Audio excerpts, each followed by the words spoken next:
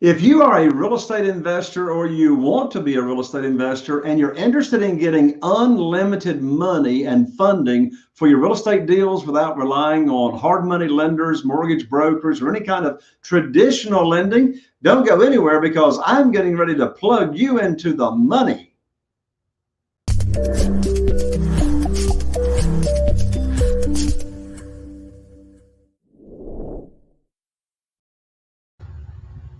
Well, hello and welcome to another episode of Real Estate Investing with Jay Conner.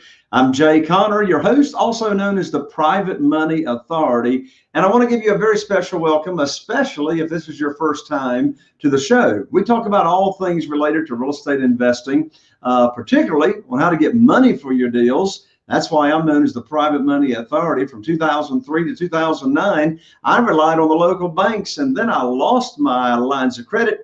Had to find a better and quicker way. So I discovered this amazing resource called Private Money. Well, just recently, I released my brand new book, and it's titled, Where to Get the Money Now. And the subtitle is How and Where to Get Money for Your Real Estate Deals Without Relying on Traditional or Hard Money Lenders. It hit #1 on Amazon just recently. Now you can spend $20 on Amazon and get the book, or you can just get it from me for free. Simply go to www.jayconner.com/book, B-O-O-K, and we'll rush it right out to you. To be all transparent, of course, I'm going to ask you to just cover a couple of bucks for shipping, but we will ship it right on out to you. This book will transform your life and will also show you how to never miss out on a deal because you did not have the money or the funding. Well, I have had amazing guests on this show since we launched the podcast, and today is no exception.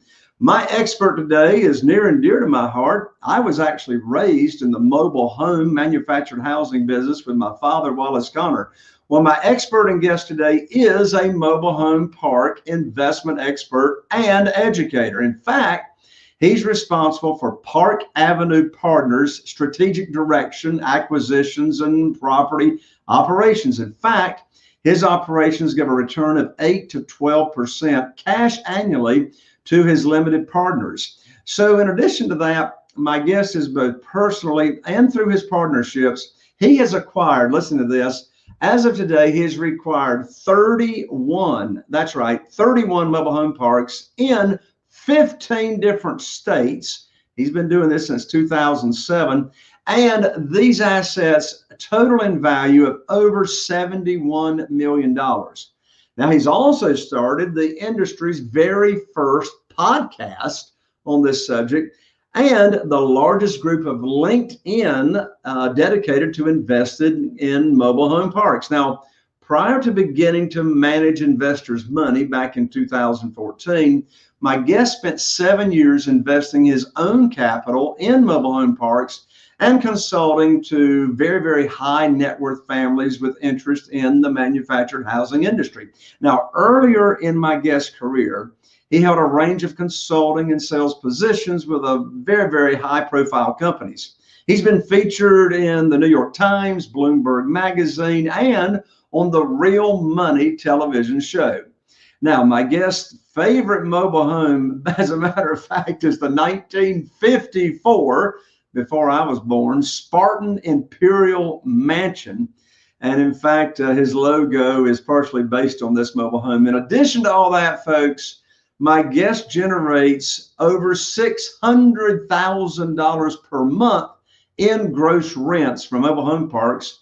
And he can teach you how to do it as well, along with automation escaping the day-to-day grind. With that, I'm so excited to have as my guest on the show today, Jefferson Lilly. Hello, Jefferson, and welcome to the show. I'm great, Jay. Thank you for having me on today. Well, I'm so glad to have you, and let everybody know where you are talking to us from. From my front patio here in the San Francisco Bay Area. It's actually a lovely day, 78 degrees or something and sunny. So I figured I think this might be my first patio podcast, Jay. That wouldn't be a bad name for a podcast, the Patio Podcast with Jefferson Lilly. So how in the world did you get interested in mobile homes and mobile home parks? Well, Jay, as I say, when I woke up from the concussion, it just seemed like a good idea to buy a mobile home park. But a little more seriously, so I had been out here already for 10 years or so, working in high tech here in the out in Silicon Valley. I was looking for some more stable income to sort of even out the stock options. I had been through the dot-com boom and bust and semi-resurgence. I thought initially that I'd buy an apartment building. I had lived in apartment buildings and houses, and I try and follow Warren Buffett's teachings to the best of my limited ability to stay within my circle of competence. I just figured since I had lived in an apartment building, that must be my circle of competence. And then just in researching multifamily, I stumbled across mobile home parks, which are a tiny fraction of the broader multifamily industry, which is basically entirely apartments and, 1% mobile home parks or something. So I kind of found it by accident, part plan, part dumb luck, and then just began researching it and figured out that it was really quite a compelling little niche. Well, there's many, many, many ways people can invest in real estate. I mean, there's single family houses, which is what I do Yep. primarily. There are, as you said, commercial. I mean, there's, shopping malls and strips, and then there's multifamily, and there's apartments, and then there's land, and then there's self-storage, and just on and on and on and on. And so what is it about investing in mobile home parks that perhaps brings with it a list of reasons to do that, or benefits that maybe some of the other avenues don't have? So this is really the only niche in real estate where it's illegal to build any more of it. If you're in the apartment building business, at least when times are good and banks are lending, somebody's going to be putting up a competing apartment building, across the street, across town from you. Same thing in self-storage, nursing homes, office, everything else continues to get built out. The supply curve continues to shift outwards in really all other real estate niches. Mobile home parks are unique because pretty much every city and county has said no more. There's a great NIMBY aspect in this business. Politicians on both sides of the aisle talk out of both sides of their mouth. They'll all say, sure, they love affordable housing, but not in my backyard. No more mobile home parks. So it's unique to be in a business where, again, you'll simply never have any more competition. You do have competition, you'll just never have any more. So how do you go about finding the deals of a mobile home park? How do you go about finding the deals? And what's your criteria for knowing what a good deal is? Sorry, a truck is going by. So we tend to look for metros of around 50,000 people or larger. We tend to look in metros where also the average house price is $100,000 or higher. And we like to be within about 5 miles of a super Walmart. We've found if we can get all of that to line up, that we've got a pretty good investment. We'll still run test ads. We'll still, of course, always go and visit the properties and walk through that property, competing properties, and what have you. But again, we found if we're within 5 miles of a super Walmart, the average house price is $100,000. We're probably in a decent economy. We don't have to have a raging, San Francisco, Silicon Valley, super strong economy. We just want to make sure the economy is fairly flat, fairly constant, and then we can make our improvements and earn a decent rate of return. So do you have a simple or easy to understand formula on deciding or showing you the numbers as to what makes, or what numbers wise, what is a good deal? We do have a financial model internally that we put in a bunch of those variables: distance to the super Walmart, household income, average house price. You also just have to know the business well enough to sort of have it resonate with you. Like some deals, again, kind of seem to check all the boxes. They just don't sit well in my gut. Others might miss several of those boxes, but again, I've got a good gut feeling about it.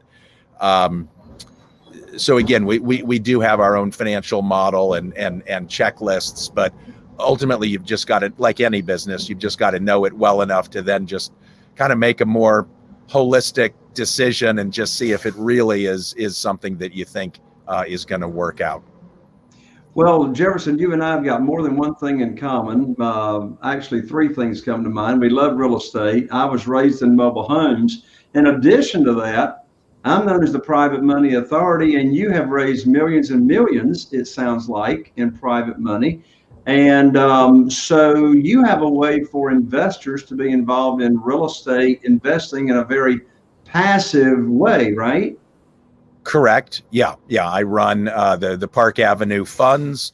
So we raise money from accredited investors. We go out and find deals. I personally guarantee the debt on those deals as needed. I take no fees, no salary. It's a pretty unique way of running a business in real estate.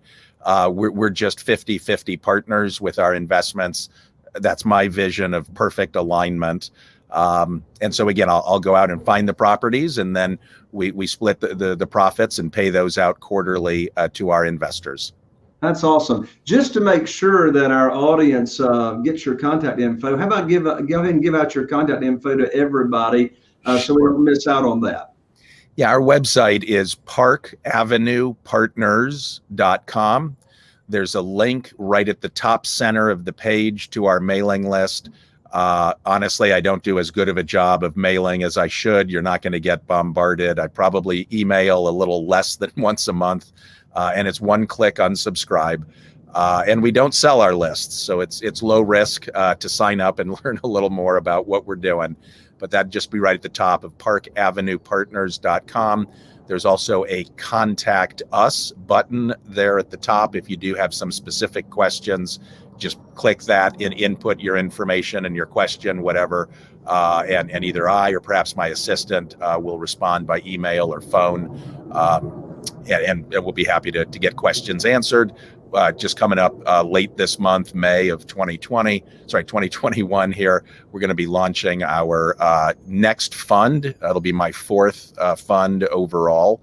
So that'll be exciting to provide an opportunity for other folks to co-own mobile home parks with us. That's a phrase we've actually trademarked. And be passive investors in this quite compelling little niche. Wonderful. Now, one thing I know that everybody wants to know, and that is, how in the world do you manage and run all these different mobile home parks remotely? So, one of your expert topics is how to manage any kind of real estate remotely with technology. So let's hang out on that for a few minutes. How do you manage any kind of real estate remotely with technology? Yep. So we tend to buy properties, say of 70 to 100 pads or greater, which means we can afford to pay certainly a couple $1,000s a month in salaries to our managers. There'll also be some performance bonuses in there. Some of our managers are making more than twice that for properties that are, more than twice as large. So we do still have humans involved. We'll have a community manager on site at all of our properties. But we wrap technology around our community managers. For instance, we use a rent accounting and collections software called Rent Manager. There are others. That's just the one we've chosen and generally like. So that enables, for instance, our tenants to pay their rent electronically online. They can just input a bank account number and a routing number and pay it that way. We'll also give them a cash pay card. They can take that into any Walmart or several hundred other kinds of stores and pay cash. Some of our tenants are unbanked. So they can take, again, that card, almost like a mini credit card, take it into a Walmart or any of these other stores, give them the cash, give them the card. Walmart will charge maybe a $4 fee and then remit the rest of the rent to us. So that all helps us then also keep our accounting straight, because it's not just depositing the money, it's also updating our rent roll. So we know, all of us, our community managers and those of us at headquarters, we all know who's paid and who's not. And again, we can then use that software to kick out a late notice. We also use box.com to basically upload videos. We certainly do go around and visit our properties, but we can also then, for some of our properties that are, say, a little rougher, heavy lifts, as we call them, where we're doing a lot of investing and rehabbing homes and maybe repaving roads, we can have our managers actually go through with their own cell phone and just video the property, upload that to us. Now it's almost like we've been there and we can actually see how a house has been renovated or whether a pile of debris and junk has or has not been cleaned up. So those are just a couple of ways that we use technology to manage our properties from afar. Are your mobile home parks primarily parks that have the mobile homes there that are being rented out, or do you have some mobile home parks to where people are just renting the land and they own the mobile home, or how does that work? Great question. So we tend to, our mission, of course, we're a for-profit organization, but we also do have a social mission, which is to expand the supply of affordable housing, and specifically to help people get out of the game of paying rent forever in apartment buildings. So, for instance, we'll typically buy a park where most of the tenants already own their own mobile homes. We'll still usually have some renters. That's fine. We never evict anybody for being a renter. We'll actually give those folks the opportunity to buy that house, sometimes over as little as 2 years. Sometimes it may be more like 5 or 7. But we want them to see the light at the end of the tunnel, as it were, and to really see that they can be on a path to actually being a homeowner. That said, probably on average, half of those renters just choose to remain renters. Renters, tend to be more transient than homeowners. So we still so we'll either sell about half of those houses to the renters, or they'll naturally turn over of their own accord, and then we'll fix up the homes and then only put them out on a rent to own basis. And then we'll buy even many, usually 10, sometimes more, mobile homes to infill our parks. Those are brand new homes coming in. Those are typically more of a 10 to 15 year mortgage. But again, we'll provide the financing on those and help people typically save money right off the bat, even a couple $100 from being in an apartment. They can be an owner with us. And again, then in the long run, once they do own that house, they just pay the lot rent. That's assuming they choose to stay with us. Most do, but again, once they own the house, they could pull it onto their own land if they wanted. But if they stay with us, they just pay the lot rent. That's probably only a third of what they were paying in an apartment. So we help people build up equity in the mobile home, and even immediately, and certainly in the long run, reduce their living costs. So your ultimate goal is for everyone in the park to be owning their home, and then the only thing that they're having to rent is the land, right? Yes, we want to help people be homeowners, and we want to help ourselves effectively run parking lots. We don't actually like maintaining those proverbial leaky toilets and leaky roofs. And lo and behold, when you have someone who owns their house or is working towards renting to own it, they move from a renter's mentality to an owner's mentality, and they tend to take better care of their own leaky toilets and leaky roofs. So it's really a win-win for all of us to help folks become homeowners, also to help us reduce our repair and maintenance headache, and again, filter for really a better quality resident, people that want to be a homeowner and want to stop renting. That's really our target market. And we, again, help those folks afford homes for $2,000 to maybe $5,000 down. and they're going to own those homes in 2 to maybe 15 years. There's no 30-year indebtedness in our business. Everybody's going to be a homeowner much more quickly. There you go. So your homeowners. So when it comes to your mobile home parks, what type of amenities, if any, do your mobile home parks have? I mean, are most of them paved streets? Yes. Now, my first park was all dirt roads. I cut my teeth on a very rough park with my own money, but everything I've bought with outside capital, with investors' money, yes, has all been paved roads, almost entirely all city utilities. We do have now one park on well water with investor money. But yeah, so the amenities vary.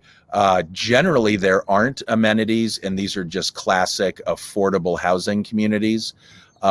That said, I did just about 5 months ago buy 2 properties down in Texas, down in Brownsville, Texas, near South Padre Island. Those properties are winter Texan properties.